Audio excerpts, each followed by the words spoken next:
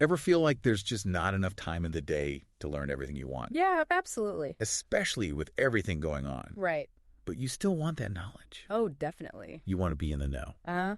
That's what we try to do here on The Deep Dive. We do. Today, we're going deep into the world of the CIA. A world that most people think they know from movies and TV shows. Exactly. But the reality is a lot more complex. And a lot more interesting. It is. What's often overlooked is that spying in America goes way back. Oh, yeah. It's not just a Cold War thing. Mm-hmm. I mean, even the founding fathers were into intelligence gathering. Makes sense. When you think about it. Yeah. Washington, Franklin, Jefferson. Especially during the Revolutionary War. I mean, they had to know what the British were up to.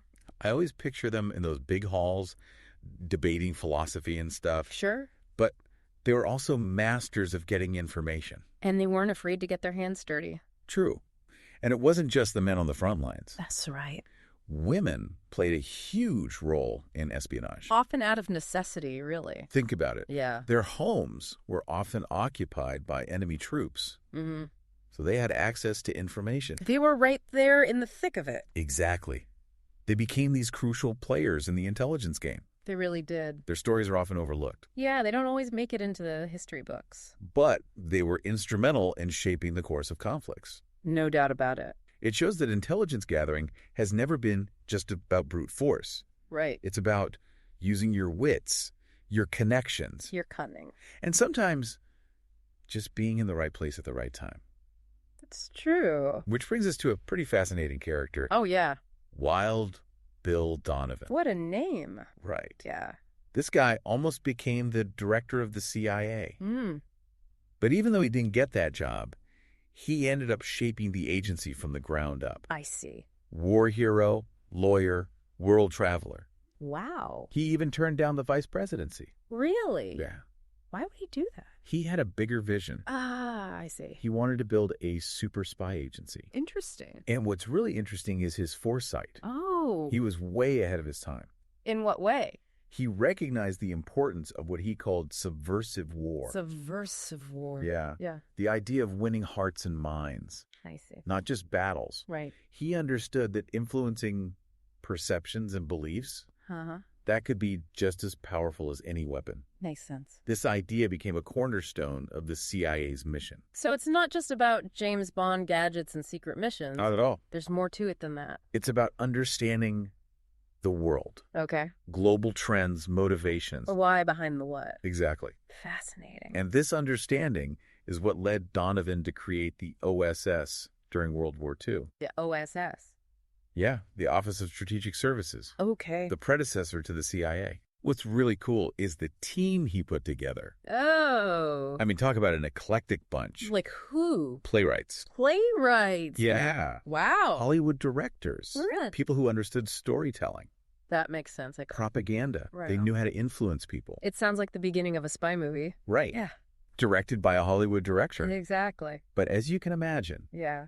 not everyone was thrilled about the idea of a powerful intelligence agency. I can see why.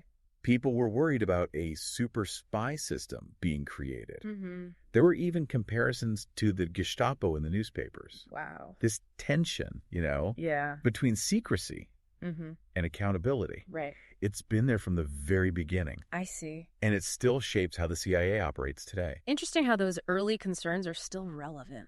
It really is. Yeah. And this tension only grew stronger with the Cold War. That period really solidified the CIA's place on the world stage. Right. The threat of communism was huge. Yeah. It shifted the focus towards countering Soviet influence Globally. everywhere. Wow.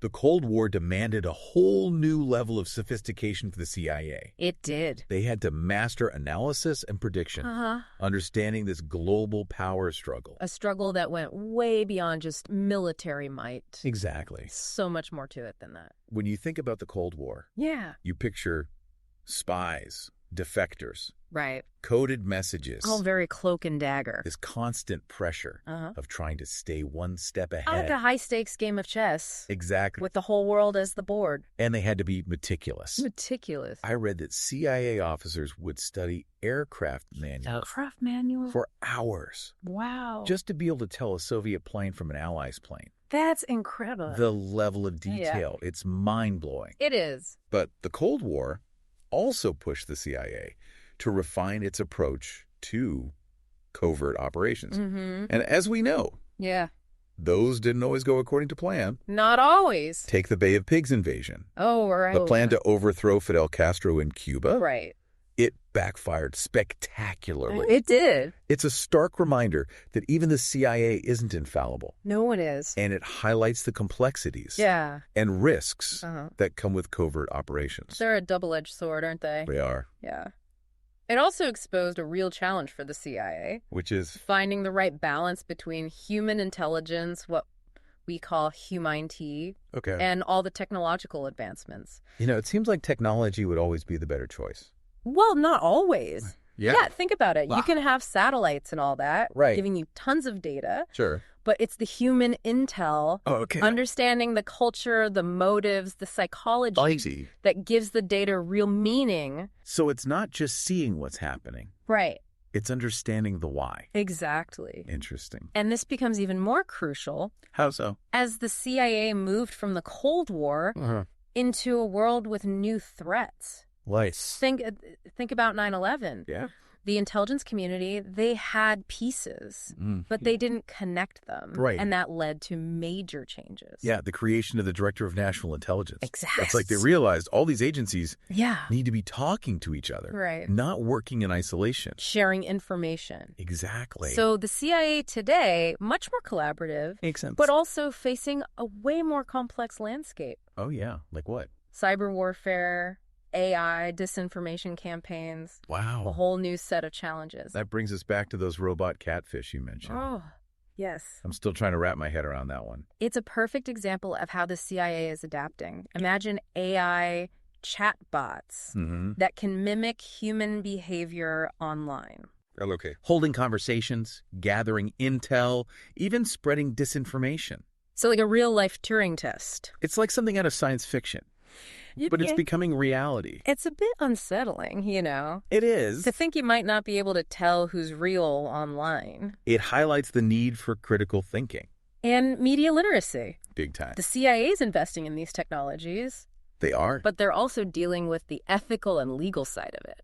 That's a whole other conversation. It is a lot to consider. It is. But let's shift gears for a second. Okay. Talk about CIA headquarters. Sure. It's not all dark rooms and secret meetings, right?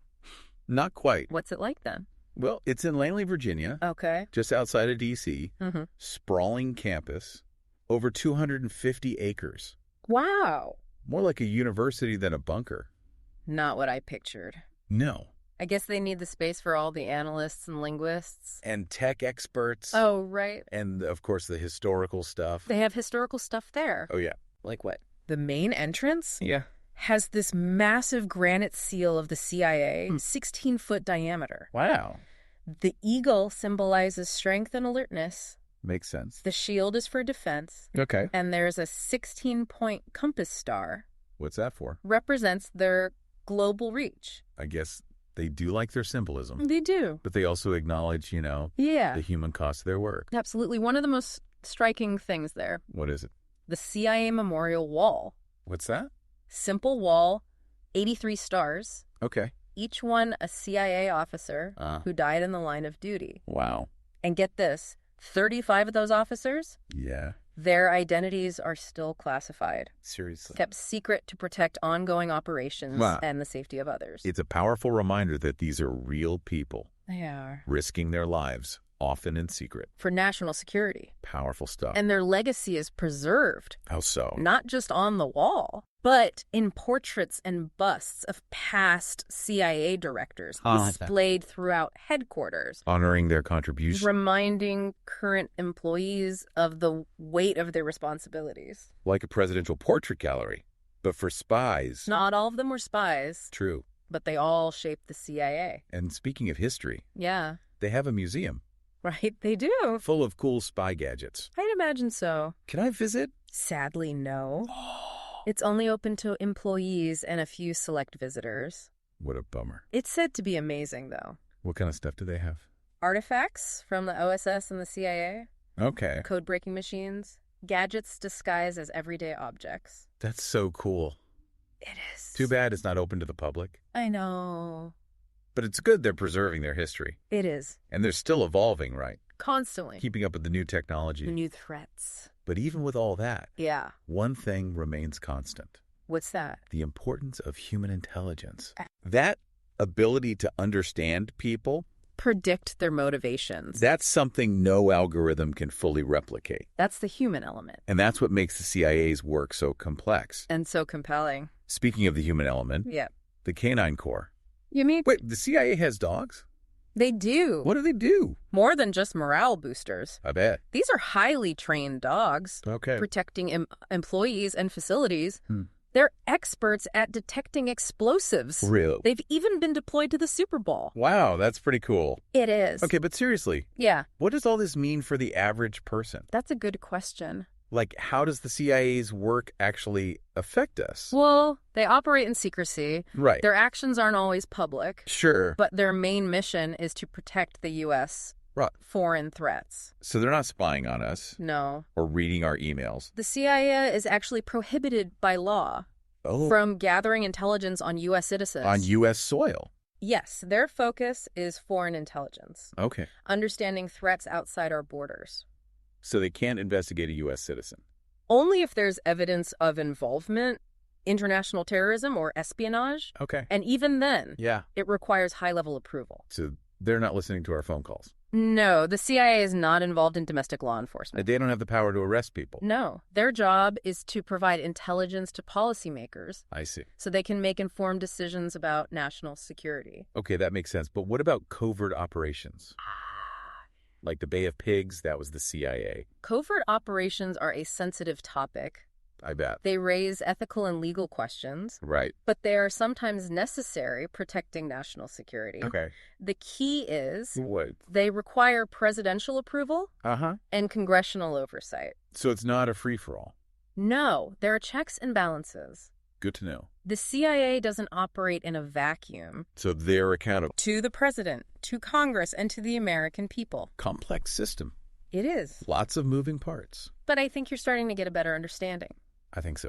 That's what we're aiming for. Demystifying the CIA. Providing a clear look at its history, its mission, its impact. It's not easy. You know, What's that? reconciling the need for secrecy with the principles of democracy. That's the tightrope the CIA walks. Balancing act. National security versus individual liberties. Tough one. A constant challenge. Requiring careful consideration. And open debate. So it's not just about spies and gadgets. No. It's about the bigger picture. The values we uphold as a nation. Exactly. And that's why it's so important to understand the CIA. How it operates. Because its actions have a real impact on our lives. Whether we realize it or not. Food for thought. It is. But before we wrap up, Yeah. one more question. Shoot. What's the future hold for the CIA? That's a question that keeps a lot of people up at night. The world is changing so fast. Technology is advancing exponentially. It is. The threats are getting more complex, harder to anticipate. It's like a game of chess Yeah, where the rules are constantly changing. exactly. Cyber warfare, AI, disinformation. Right. These are just some of the challenges That will shape the CIA's mission. in the years to come. Sounds like they need to be adaptable. They do. More innovative than ever. Absolutely. And strike that balance. Between new technology and the core values of human intelligence. Tall order. It is. But if anyone can handle it, Yeah. I'm betting on the CIA. Why is that? They have a long history of adapting. Meeting new challenges head on. And as we've seen, Yeah. their success depends on the people who serve In the shadows. and in the spotlight. It's a reminder that the CIA is more than an agency. It's a collection of human stories Bravery, sacrifice, commitment. to national security. And those stories, often untold, Unsung. they define the CIA's legacy. They do. We've covered a lot of ground today. We have. From the early days of espionage Uh-huh. to the challenges of the 21st century. A lot to unpack. We've only scratched the Of surface. this fascinating and complex world. True, but we've given our listeners a lot to think about. And hopefully a lot to explore. From the early days of espionage Right. to the modern challenges of cyber warfare and AI. The CIA is full of surprises. It is a reminder that intelligence gathering, Yeah. it's more than just gadgets and secret agents. It's about understanding the world, the people in it, and the forces that shape our lives. and it's a world that's always changing, Always. demanding adaptability, innovation, and a commitment to both national security and democratic values. Absolutely. It's been a pleasure diving deep with you. Likewise, and to our listeners, thank you for joining us on this journey into the CIA. We hope you've gained a deeper understanding of this fascinating and complex world. If you enjoyed this episode, be sure to subscribe to The Deep Dive for more explorations into the unknown. It really is a world that just grabs you. But it got me thinking, if someone wanted to learn more, beyond what we talked about today, where would they even start? It's like this whole secret world. Well, it's true that a lot of what the CIA does is hidden, but there are actually quite a few resources available. Really? Yeah.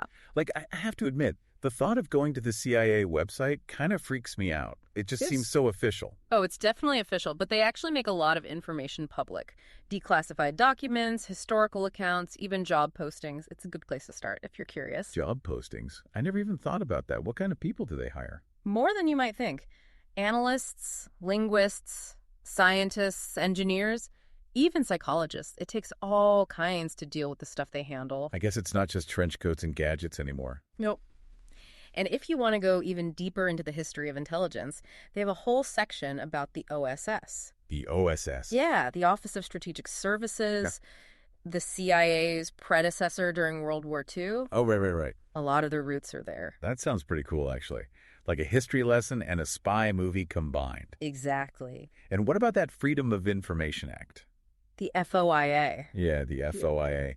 Could you actually use that to get CIA documents? You absolutely can. It's a great way to get insights into how they work, how they think. Wait, so I could be reading real CIA files? You could. That's wild. What kind of stuff do they usually release? All kinds of things. Intelligence reports, operational plans, even internal memos. Wow. You might stumble across some historical mysteries that have been hidden for years. It's like being a detective or something, piecing together these clues from the past. It can be pretty addictive once you get started. I bet. But I guess they don't release everything, right? Right. You'll see a lot of redacted text. Oh, right, of course. They have to protect sources and methods. But you can still learn a lot from what's there. Have there been any big discoveries from those FOIA requests? Anything about the CIA? Oh, definitely. Stuff about the Bay of Pigs, the Iran-Contra affair, all kinds of things. Yeah. It's a really important tool for keeping things transparent. I never realized ordinary people could access that kind of information. It's out there if you know where to look. It makes them seem a little less, scary. A bit more human. Exactly. And if you don't want to spend your days reading documents, there are plenty of other ways to learn. Like what? Books and articles by former intelligence officers. Oh, like getting the insider scoop? Exactly. I feel like that would be way more interesting than some textbook. For sure. And documentaries and podcasts can be really good too. Yeah, there are some really good ones out there. There are. So there's something for everyone then. Definitely. You could read, watch, listen. You could even take a class, right? If you want to go that far, absolutely. A lot of universities have programs about intelligence analysis and national security. Wow. I'm kind of feeling inspired to learn more now. That's great. Maybe even get involved somehow. You never know. You might have skills and interests that would be valuable to them. Like what? Research, analysis, writing, teaching. There are all sorts of ways to contribute. Maybe I'll start a blog about declassified CIA documents. There you go. Or become a consultant for spy movies. The possibilities are endless. Just remember to stay curious and think critically about the information you're getting. Good advice. Yeah. Well, I think we've given our listeners a lot to think about and hopefully a lot to explore. From the early days of espionage to all the modern challenges, the CIA is a pretty fascinating place. It is. And it's more than just spies and gadgets. It's about understanding the world and the people in it. And how it all works. And it's constantly changing. For sure. Always adapting. Always innovating. And always committed to those core values, both national security and democratic values. It's been great diving deep with you. You too. And to all our listeners out there, thanks for joining us on this journey into the CIA. We hope you've learned something new and interesting. If you like this episode, be sure to subscribe to The Deep Dive for more explorations in all sorts of fascinating topics.